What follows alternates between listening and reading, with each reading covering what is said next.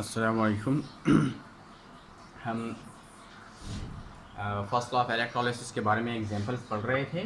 तीसरी एग्जांपल है, how much electric current in a pair will be required to liberate 10 grams of iodine from potassium iodide solution in 1 hour. के potassium iodide के solution की हम electrolysis कर रहे हैं, उससे आयोडीन लिबरेट हो रहा है। ए नोड पर 10 ग्राम आयोडीन लिबरेट हुआ है 1 घंटे में। उसके लिए कितनी इलेक्ट्रिक करंट चाहिए? तो इसको हम इस तरह सॉल्व कर सकते हैं कि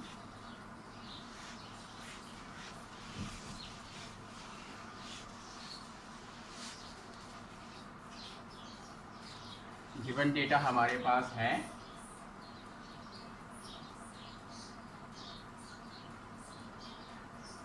गिवन डेटा है कि mass of iodine I2 liberated. Iodine का कितना मास लिबरेट हुआ है इन ग्राम्स? वो है 10 ग्राम्स। और करंट कितने टाइम के लिए गुजरा है? टाइम कितना है? 1 आवर। इस टाइम को आप सेकंड्स में कन्वर्ट कर दें, क्योंकि सेकंड जो है वो टाइम का ऐसा यूनिट है। तो पहले मिनट्स में कन्वर्ट करेंगे तो इसको 60 से मल्टीप्लाई करेंगे तो ये मिनट्स में कन्वर्ट हो जाएगा। फिर 60 से मल्टीप्लाई करेंगे तो ये सेकंड में कन्वर्ट हो जाएगा। तो क्या आएगा? 6 6 are 36 and 2 zeros, so this is 3600 seconds के लिए इलेक्ट्रिक करंट गुजरा है। क्या चाहिए अब उनको और फेराडेज कांस्टेंट कितना है? फेराडेज कांस्टेंट हमारे पास है 96,485 कूलम्स। अब रिक्वायर्ड क्या है?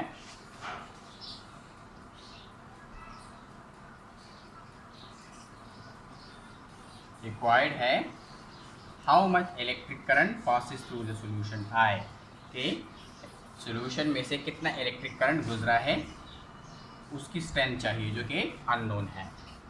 तो सॉल्यूशन की तरफ आते हैं। सॉल्यूशन में की तरफ आने से पहले हमें इस रिएक्शन को थोड़ा सा समझना होगा कि ये रिएक्शन कैसे होता है इलेक्ट्रोलाइटिक सेल में।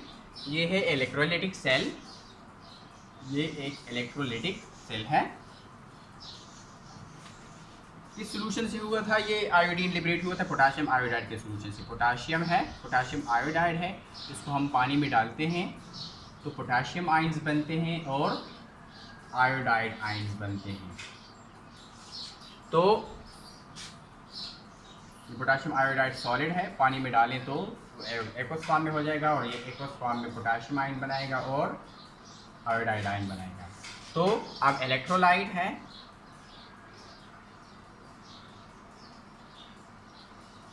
ये हो गया इलेक्ट्रोलाइट, और ये इलेक्ट्रोलाइट में क्या हो गए? इलेक्ट्रोड्स हो गए। और ये इलेक्ट्रोड्स कनेक्टेड है किसके साथ? बैटरी के साथ। ये नेगेटिव टर्मिनल, ये हो गया cathode,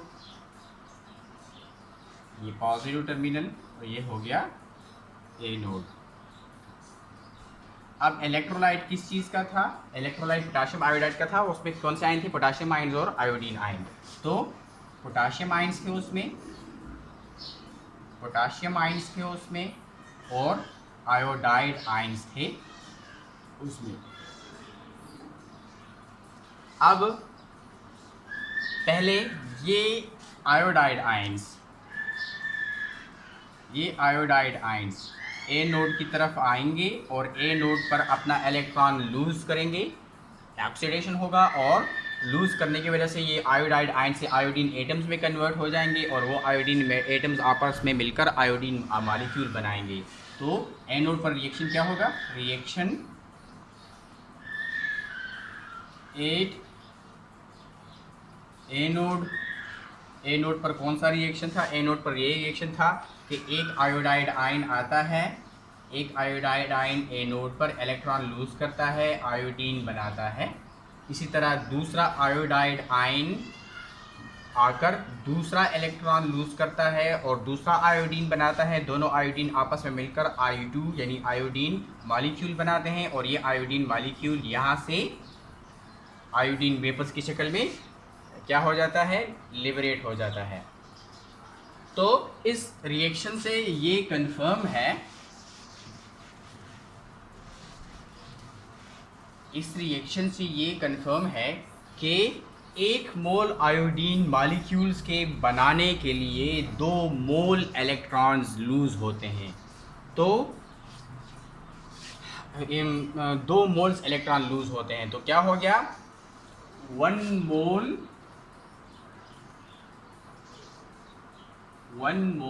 of iodine, 1 mole iodine के डिपॉजिट करने के लिए, for the liberation of 1 mole of iodine, 1 mole of iodine requires, 1 mole iodine के लिबरेट होने के लिए कितने मोल इलेक्ट्रॉन चाहिए, 2 मोल्स ऑफ इलेक्ट्रॉन। कितने moles of electron, 2 moles of electrons चाहिए। अच्छा, 1 मोल आयोडीन I2 कितना है, एक आयोडीन का एटॉमिक मास है 126.9। तो अगर 2 आयोडीन होंगे, I2 है, 2 आयोडीन है, तो ये भी ये 126.9 दूसरे आयोडीन के लिए भी हो जाएगा, आ जाएगा 126.9। तो एक 126.9 एक आयोडीन के लिए और दूसरा 126.9 दूसरे आयोडीन के लिए। तो ये क्या हो जाएगा, ये हो जाएगा 9 and 9 that is 8, 6 and 6 12 and 1 that is 13, 1 and 2 3 and 2 5 and so 253.8 ये इसका मोलर मास हो गया, किसका, आयोडीन का। तो अब 1 मोल ऑफ आयोडीन का मोलर मास कितना है, 253.8 ग्राम्स ऑफ आयोडीन रिक्वायर्स, इसके लिबरेट होने के लिए दरकार है कितने moles of electron, 2 moles of electron. 1 mole of electron का चार्ज कितना है, 96,485 कूलम्स। तो 2 मोल ऑफ इलेक्ट्रॉन के चार्ज कितने होंगे, 96,485 मल्टीप्लाइड बाय 2, ये इतने कूलम्स इसका क्या होगा, चार्ज होगा। हमारे पास कितना अच्छा ये इतने ग्राम्स के लिए, तो 2 मल्टीप्लाइड बाई 96,485, 1 मोल के लिए इतने, 2 मोल के लिए 96,485 मल्टीप्लाइड बाय 2। अच्छा, 1 ग्राम के लिए 1 gram of iodine requires, 1 gram iodine के लिए कितने चाहिए होंगे, कितना कूलम चार्ज चाहिए होगा, कितने कूलम चार्ज चाहिए होगा, right hand side divide by left hand side. तो राइट हैंड साइड क्या है, 2 multiplied bye 96,485 divide by left hand side that is 253.8 Coulomb's. हमारे पास कितने आयोडीन लिबरेट हुए थे, 10 ग्राम। सो 10 grams of iodine requires, 10 gram of iodine के डिपॉजिट होने के लिए कितने कूलम चार्ज चाहिए होगा, 2 multiplied bye 96,485 divide by 253.8 multiplied by 10 coulomb charge. So इससे क्या आएगा,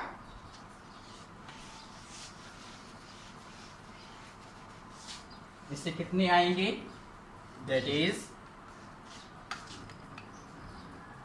2 मल्टीप्लाइड बाय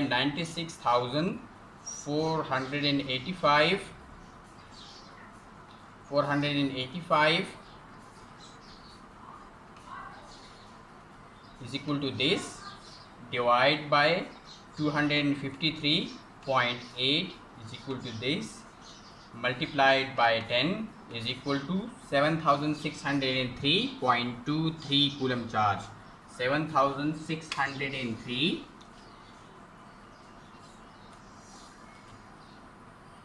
7603.2323 कूलम चार्ज। तो ये तो हमारे पास आ गया चार्ज, और टाइम कितना है वो 3600 है। तो अब इलेक्ट्रिक करंट किसके बराबर है वो हमें पता है कि वी नो दैट